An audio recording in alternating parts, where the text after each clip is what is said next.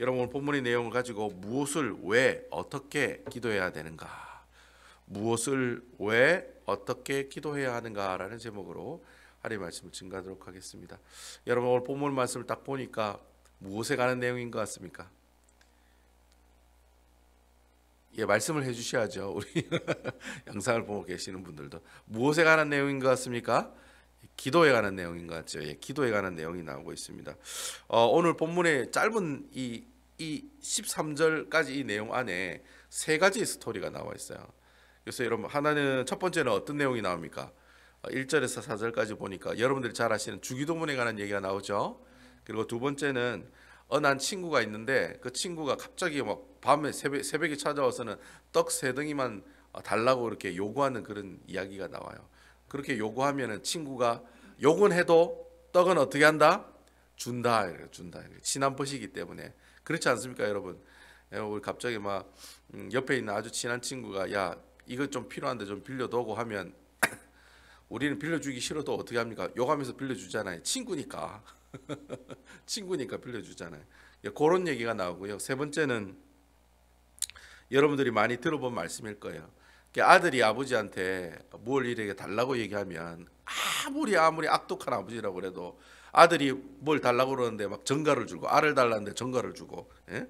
그리고 또 생선을 달라는데 생선 대신 뱀 주는 그런 아버지가 어디에 있겠습니까? 아무리 거시기한 아버지라고 해도 아들이 뭘 달라고 하면은 10개는 못 줘도 하나는 주신다는 거죠. 그죠? 고로 아들이 아버지에게 구하면 주는 것처럼 너희도 어떻게 하라? 열심히 달라고 하라고. 달라고 하면은 아버지가 못 이기는 척 하면서 준다는 거죠. 자식 이기는 부모가 어디 있습니까, 여러분? 제가 이 말을 자식이 있기 전에는 몰랐는데 자식 낳고 살아보니까 그렇더라고요. 말로는 안 돼, 하지 마 이렇게 해도 어떻게 해요? 나중에는 뒷구멍으로 다 줘요. 다 해주고 다 넘겨주고 다 사주고 뭐 다 가게 해줘요. 그렇지 않습니까, 여러분? 아버지가 특히 경상도 아버지들은 더 그렇습니다. 앞에서 막 욕을 하는데 나중에 해줄 거 다 해줘요. 뒤로 막 해줄 거 다 해줘. 그게 바로 아버지의 심정이죠.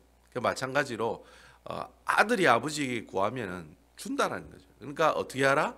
기도하라. 뭐 그런 내용, 이런 세 가지 내용이 쭉 이렇게 세 가지 스토리가 따로따로 나와요. 그러면 이 세 가지 스토리가 다 다른 주제냐? 그렇지 않다는 거죠. 이 세 가지 이 모든 내용의 주제는 뭡니까? 기도에 관한 주제를 다 가지고 있다라고 하는 것이죠.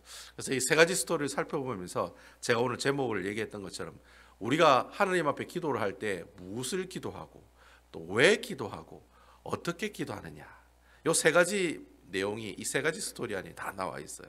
그래서 우리가 예수를 처음 믿는 사람들 무엇을 기도해야 되냐, 하나님 앞에 뭘 기도해야 되냐고, 뭐 하나님은 돈 많이 벌게 해주세요, 막 이렇게 이런 기도해야 되느냐고, 그리고 또 왜 기도해야 되냐고. 우리가 살아가는데 나는 잘 먹고 잘 살아가는데 필요한 게 없는데요.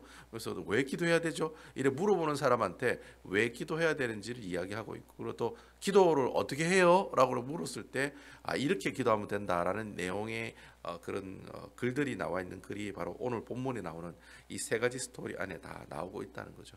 그래서 이 세 가지 스토리를 한번 살펴보면서 우리가 무엇을 위해서 기도하고 왜 기도하고 또 기도할 때는 또 어떻게 기도해야 되는지를 한번 여러분들과 한번 살펴보도록 하겠습니다. 여러분 2절과 4절에 있는 내용이 주기도문에 관한 내용이죠. 우리 같이 한번 읽어보도록 하겠습니다. 2절에서 4절에 있는 말씀입니다. 다 같이 한번 읽어보겠습니다. 시작. 예수께서 이르시되 너희는 기도할 때 이렇게 기도하라. 아버지여, 이름이 거룩히 여김을 받으시오니 나라가 임하시오며 우리에게 날마다 일용할 양식을 주시옵고 우리가 우리에게 죄 지은 모든 사람을 용서하오니 우리 죄도 사하여 주시옵고 우리를 시험에 들게 하지 마시옵소서 하라. 자, 여러분 그 주기도문 읽어보니까 우리가 알고 있는 주기도문하고 좀 틀려요, 아니면 같아요? 약간 좀 틀리다는 것을 알 수 있습니다. 여러분 사복음서에 보면은 주기도문이 두 군데 나옵니다. 마태복음 6장 9절에서 13절. 그러니까 예수님이 산 위에서 이렇게 설교를 하실 때 그게 이제 마태복음 5장, 6장, 7장인데 6장에 보면 주기도문에 관한 내용이 나옵니다. 그리고 누가복음 오늘 우리가 읽은 이 11장 2절에서 4절까지 요 두 군데에 나와요, 주기도문이. 그래서 이제 여러분들이 이 두 주기도문을 살펴보면 내용이 좀 틀리다. 우리가 잘 알고 있는 주기도문은 마태복음에 나오는 주기도문이 우리가 좀 많이 알고 있는 주기도문이고, 오늘 누가복음은 뭔가 좀 뭔가 좀 후지거리하게 좀 빠진 게 좀 몇 개가 있죠. 그래서 한 개씩 이렇게 빠진 게 있습니다. 뭐 그런 거 빼고는 뭐 거의 내용은 전체적으로 비슷하다. 그래 얘기할 수가 있어요. 제가 여러분들에게 나중에 한번 기회가 되면 주기도문에 대해서 설교를 한번 해볼 건데요. 주기도문은 크게 네 등분으로 나눕니다. 그래서 처음에는 호칭 부분이 있어요. 하늘에 계신 우리 아버지여. 누가복음에는 아버지여라는 단어만 썼죠. 그래서 이렇게 부르는 내용을 호칭이라고 얘기합니다. 처음에 이제 하나님을 부르는 거죠. 하나님 아버지 하고 부르는 거죠. 그게 이제 처음 부분이 나오고, 두 번째는 하나님을 위해 간구하는 내용이 나와요. 그러니까 하나님을 위해서 내가 주님께 기도하는 내용이 세 개가 나옵니다. 그래서 거기에 보면 뭐 당신의 뭐 이름이 거룩히 여김을 받으시오며 나라에 임하옵시오며 뜻이 하늘, 즉 이름과 나라와 뜻, 이 세 가지. 그래서 원래 그 성경 본문 원문에 보면 이름을 거룩히 여김을 받으시오며라고 하잖아요. 우리는. 근데 그 이름이라는 단어 앞에 당신이란 말이 들어가 있습니다. you라는 말이 있습니다. your이라고 하는 그런 얘기가 나와 있습니다. 그래서 좀 정확하게 얘기하면 당신의 이름이 거룩히 여김을 받으시오며, 그리고 뭐 당신의 뜻이 이루어진 것 같이 땅에서도 이루어지리라. 나라에 임하옵시오면 당신의 나라가 임하시오며, 이렇게 해석을 할 수가 있어요. 그래서 원래 원어대로 설명하면 당신이란 말이 들어가야 됩니다. 당신이 누굽니까, 여러분? 하나님이시죠. 그러니까 우리가 처음에 기도할 때는 이거 주세요, 저거 주세요 기도하는 게 아니라 세 가지 뭘 기도하는 거예요. 하나님의 이름을 위해서 기도하고, 그렇죠? 그리고 하나님의 나라를 위해서 기도하고, 그리고 하나님의 뜻이 무엇인지를 기도하는 것. 이게 이제 주기도문이 나오는 하나님을 위해서 기도하는 내용이 세 가지가 나오고 있다는 거죠. 그럼 이제 그 뒤에는 뭐가 나오느냐면 우리를 위해서 기도하는 네 가지 내용이 나온다는 거예요. 그러니까 여러분 주기도문에는 하나님을 위한 기도가 있고 우리 자신을 위한 기도가 있다는 거예요. 우리 자신을 위한 기도를 이 몇 가지가 나오냐면 네 가지가 나와요. 그러니까 뭐 우리에게 일용할 양식을 주시옵고, 우리에게 일용할 양식을 주시옵고, 또 우리의 죄를 사해 달라고 그래요. 또 우리를 시험에 들게 하지 말게 해달라고, 또 우리를 다만 악에서 구하시옵소서. 그러니까 우리라는 단어가 들어가는 거예요. 그러니까 이게 네 가지가 나와요. 우리의 양식을 주님께서 주시고, 우리의 죄를 사해 주시고, 우리의 시험을 어떻게 이길 수 있도록 해주시고, 우리의 그 악에서부터 구원해 달라. 이 네 가지가 나와요. 그러니까 앞에는 하나님을 위한 기도 세 가지, 또 우리를 위한 기도 네 가지, 일곱 가지가 이렇게 나와요. 그리고 마지막에는 무슨 내용이 나옵니까? 대개 나라와 권세와 영광이 아버지께 영원히 싸웠나이다. 아멘. 요거는 송영이라고 해요. 송영.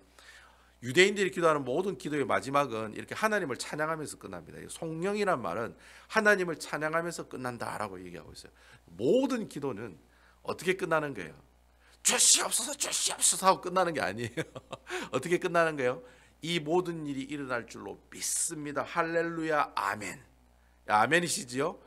그렇게 하나님 찬양하면서 끝나는 게 기도입니다. 그러니까 여러분 기도라는 게 막 그냥 무식하게 막 이거 주세요 저거 주세요 하고 예수님 이름으로 기도드립니다 아멘하고 심하게 땡하고 집에 가는 게 아니라, 기도를 다 하고 나서 어떻게 해요? 이 모든 것을 이루어 줄 줄로 믿습니다. 감사합니다 주님 할렐루야 하면서 영광 돌리는 게 그게 기도라는 거예요. 이런 내용이 구약 성경에 어디 보면 많이 나옵니까, 여러분? 어디에 많이 나옵니까? 예? 마지막 일에 하나님을 찬양하는 내용 했었잖아요. 제가 이 교회 와가지고 처음 설교인 거 있잖아요. 뭡니까, 여러분? 어디에 나오는 내용입니까? 구약 성경에 어디에 많이 나옵니까? 시편에 많이 나오죠. 시편에. 그러니까 여러분 시편의 1편부터 150편까지 다 뭐예요? 기도에 관한 내용이라는 겁니다. 아시겠죠? 그러니까 제가 이 교회 와가지고 처음에 시편 설교를 했잖아요. 근데 시편 설교하니까 막 여러분들 왜 시편만 설교하냐고 막 그런 얘기하시는 분도 계셨는데, 여러분 제가 시편 설교하는 이유가 있어요. 뭐 많이 하라고? 기도 많이 하시고. 그거밖에 없어요. 예수쟁이들이 하나님께 할 수 있는 일은 하나님 앞에 말씀과 기도밖에 없어요. 말씀을 많이 보는 것과 기도하는 것밖에 없어요. 그래서 기도 많이 하는 베다니 교회 성도가 되라고 제가 시편에 있는 말씀을 가지고 처음에 아마 제가 시편 23편 가지고 한번 설교를 했을 거예요. 여러분 기억나시죠? 제가 2019년 11월 첫째 주에 제가 첫 번째 설교를, 10월 첫째 주에 제가 이 교회 와서 설교하고 정식으로는 11월 첫째 주부터 설교를 했는데, 그때 처음 와가지고 제가 설교했던 내용이 시편 23편 1절이 있는 말씀이었습니다. 여러분 기억하시는지 모르겠어요.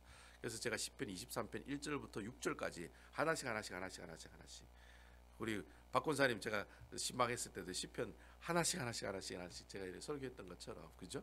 그래서 기도하라고, 하나님만 바라보라고. 그래서 제가 시편에 있는 설교를 했는데 제가 아마 40편까지 설교를 했던 것 같아요. 나머지는 언제 하느냐? 기회 와서 제가 할 겁니다, 여러분. 150편까지 제가 분명히 설교를 다 할 겁니다. 왜냐하면 그 150편까지 설교를 들으시면서 여러분 한 10년 가운데 어떤 마음이 들으셔야 했냐? 내가 기도해야 되겠구나. 아멘이시지요? 내가 기도해야 되겠구나. 기도밖에 살 길이 없구나. 베다니 교회가 사는 방법은 기도밖에 없구나. 예, 그거 하나 심겨 드리는 그런 교훈을 한 가지만 알았다면 그러면 시편 설교는 성공했다. 저는 그렇게 생각이 됩니다. 아무쪼록 이렇게 주기도문은 크게 네 등문으로 나눈다. 첫 번째는 하나님 부르는 호칭이 있고, 두 번째는 당신을 위한 세 가지의 기도, 그리고 세 번째는 우리를 위한 네 가지 기도, 그리고 마지막에는 하나님께 송영으로 마치고 있다. 예, 이게 바로 주기도문이에요. 그래서 아까 제가 금방 주기도문은 몇 가지의 강구하는 내용이 나온다 했습니까? 총 7가지가 나오는데 누가복음에 보면 한 가지씩 다 빠져 있어요. 그래서 누가복음은 하나님을 위한 기도에는 뭐가 빠져 있냐면 뜻에 관한 내용이 빠져 있어요. 하나님 뜻에 관한 내용들이 빠져 있습니다. 그래서 주기도문에 보시면 여러분 뜻이 하늘에서 이루어진 것 같이 땅에서도 이루어지다. 요게 누가복음에는 안 들어가 있습니다. 그리고 또 이제 4개의 강구 중에는 악에 대한 강구가 있어요. 악에서 구하시옵소서. 이 내용이 누가복음에는 빠져 있습니다. 그리고 마지막 누가복음에 뭐가 빠져 있습니까, 여러분?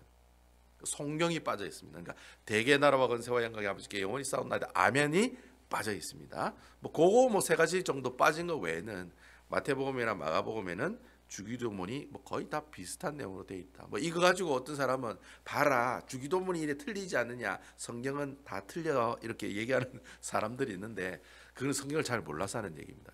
여러분, 마태복음은 누가 기록했습니까? 마태가 기록했죠. 누가복음은 누가 기록했습니까? 누가가 기록했습니까? 서로 사람이 틀립니까? 같습니까? 틀리죠.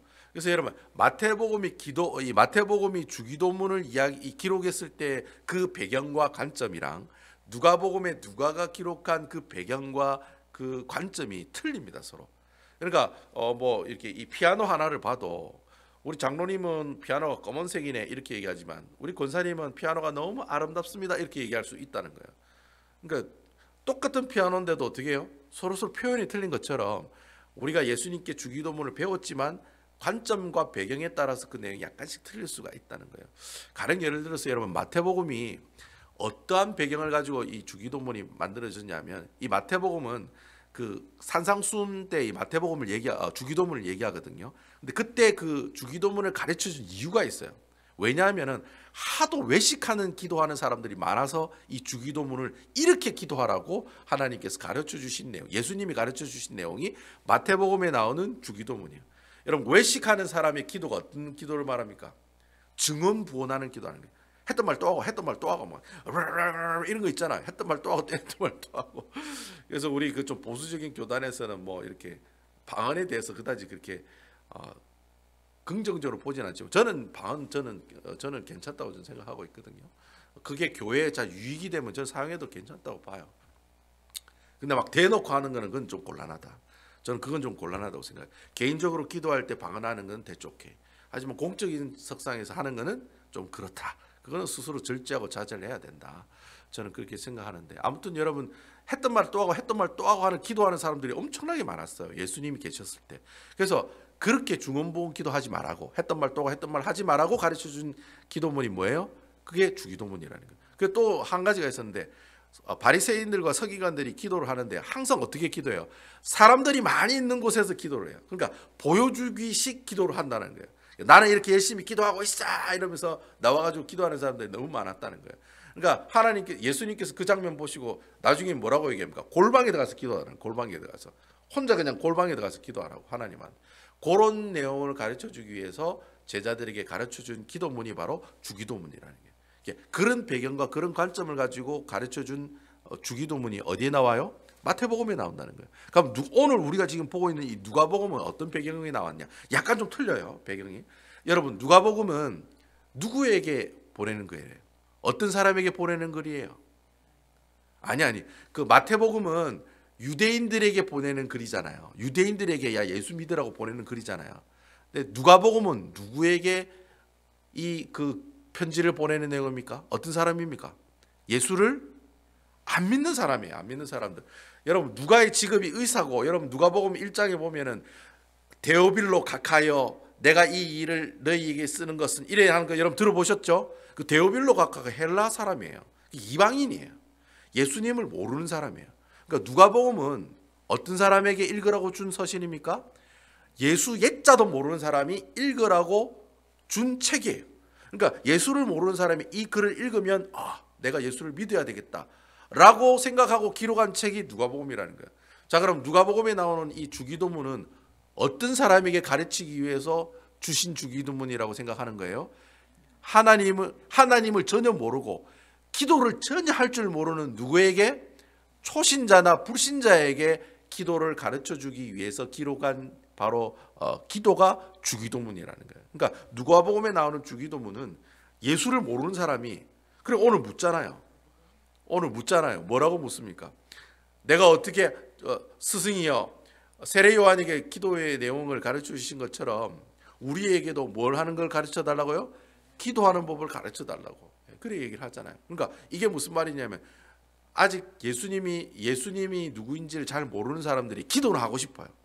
그러니까 기도를 하고 싶으니까 어떻게 기도해요? 라고 물었을 때 가르쳐준 기도문이 바로 누가복음이 나오는 주기도문에 관한 내용이라는 거예요. 주기도문이라는 내용이 원래는 똑같은 내용이지만은 그 주기도문이 마태복음에는 기도를 하는데 기도를 잘 못하는 사람들을 어떻게 해요? 책망하고 그렇게 하지 말라고 주신 기도문이고, 누가복음에 나오는 기도문은 전혀 하나님을 모르는 사람이 교회 처음 나와가지고 어떻게 기도해요 권사님? 이래 물었을 때 권사님이 뭐라고 가르쳐줘야 돼요? 주기도문을 그냥 가르쳐주면 돼요. 이렇게 기도하세요. 하늘에 계신 우리 아버지의 이름이 거룩히 여김을 받으시며 이렇게 기도하면 돼요 라고 얘기하는 내용이 바로 누가복음이 나오는 주기도문이다. 그래서 여러분 주기도문이 약간 좀 틀리더라도 틀린 게 아니다. 이런 사실을 여러분들이 어떻게 해요? 아시면서 이 본문의 내용을 보시면 도움이 많이 된다라고 하는 겁니다. 아시겠죠? 그 주기도문에 관한 내용이 오늘 1절부터 4절까지 쭉 나오고 있다는 거죠. 자, 그리고 두 번째 이야기가 어떤 내용이냐면 5절에서 8절까지 나오는 내용이잖아요. 한 친구가 있었는데 그 친구 집에 어떤 손님이 왔나 봐요. 근데 대접할 떡이 필요한데 떡이 없는 거예요.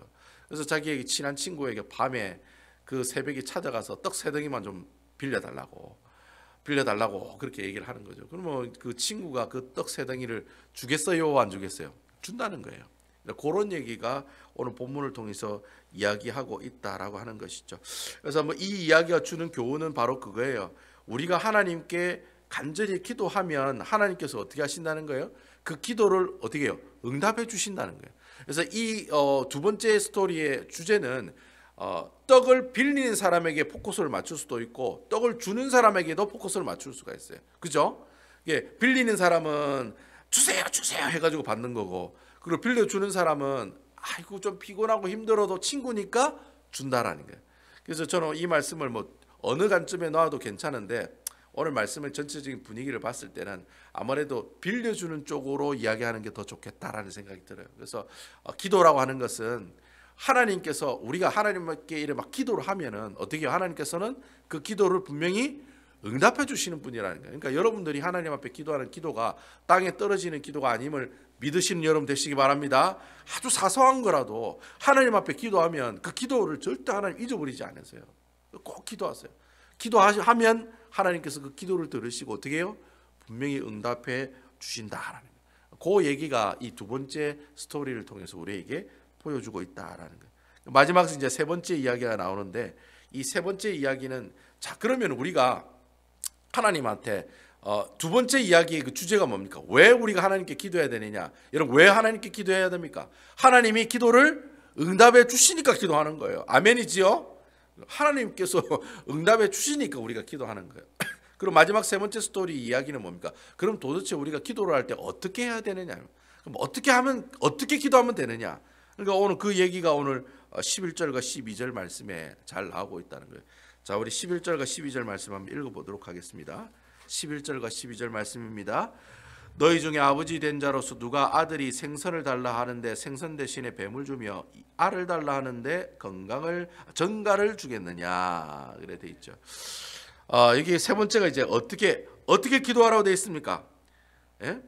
간절하게 어떻게 해요? 하나님 앞에 정말 간절하게 기도하라는 거죠. 그래서 9장에 보면은 내가 또 너희에게 이르노니 구하라 그리하면 너희에게 주실 것이요 찾으라 그러면 찾을 것이요 문을 두드려라 그러면 열릴 것이니라. 이 세 번째 주제가 그거예요. 우리가 어떻게 기도해야 되느냐? 응답될 때까지 기도하는 거예요. 예, 아멘이시죠? 아멘이시죠? 그러니까 하나님 왜 우리가 기도하느냐? 하나님이 응답해 주시기 때문에 기도하는 거예요. 그럼 어떻게 기도하란 말이냐? 응답될 때까지 기도하는 거예요. 그러니까 여러분들이 기도가 절대로 땅에 떨어지지 않는다는 말이 바로 그 말이에요. 하나님 앞에 여러분들이 기도하실 때 그 기도가 하나님의 뜻에 합당하면 하나님께서는 분명하게 어떻게 해주신다? 하나님께서는 그 기도에 대해서 응답해 주신다는 거예요. 그 기도가 하나님 뜻에 맞지 않으면 응답을 안 하세요. 하지만 하나님의 뜻에 맞으면 어떻게 해요? 응답해 주신다는 거예요. 고로 너희가 기도할 때 어떻게 해요? 쉬지 말고 기도하고 기도하면서 낙심하지 말고 기도하고. 아멘이시죠? 예, 기도하다 보면은 아이고 내가 왜 이렇게 뭐 새벽만 나와서 기도를 해도 뭐 별로 변화도 없고 뭐 교회 변화도 없고 뭐 사람만 자꾸 떠나고 기도는 하는데 교회가 안 돼. 그래서 막 아이고 이거 낙심해가지고 아이고 막 하지 말자 막 이것도 하지 말고 저것도 하지 말자. 그게 하나님 뜻이 아니라는 거예요. 하나님께서는 어떻게 해요? 하나님의 뜻에 부합되는 하나님의 기도라면 어떻게 해요? 간절하게 주님께 오늘 성경에 있는 말씀처럼 너희가 구하고 찾고 두드리면 하나님께서 어떻게 해주신다는 거예요? 분명히 응답해 주신다는 거예요. 그러니까 끈질기게 기도하라는 거예요. 낙심하지 말고 기도하라는 거예요. 그래서 여러분 사도 바울 선생이 기도할 때 뭐라고? 쉬지 말고 기도하라. 쉬지 말고 기도하라는 말이 기도하면서 낙심하지 말라는 말이에요. 내가 기도하다 보면 낙심을 해요. 내가 저 사람 저 인격이 변화시켜달라고 내 남편 바뀌게 해달라고 그래 기도했는데 남편은 죽어도 안 바뀌어. 돌아가시기 전까지 잘 안 바뀌어. 그죠? 그러면 실망한다는 거예요. 야 진짜 하나님 살아계신 게 맞나? 그 의심한다는 거예요. 그런데 성경은 말하기를 의심하지 말라는 거예요. 그리 될 줄로 믿습니다. 아멘. 우리 주기도문의 마지막에 성령이었던 것처럼 그리 해주실 줄로 믿습니다 하고 기도하면 하나님 뜻에 맞는 그 기도의 제목을 하나님께서 그 기도를 어떻게 해요? 응답해 주신다는 거예요. 아멘이시죠? 그래서 여러분 오늘 그 본문에 나오는 이 기도에 관한 내용이 세 가지가 나오고 있어요.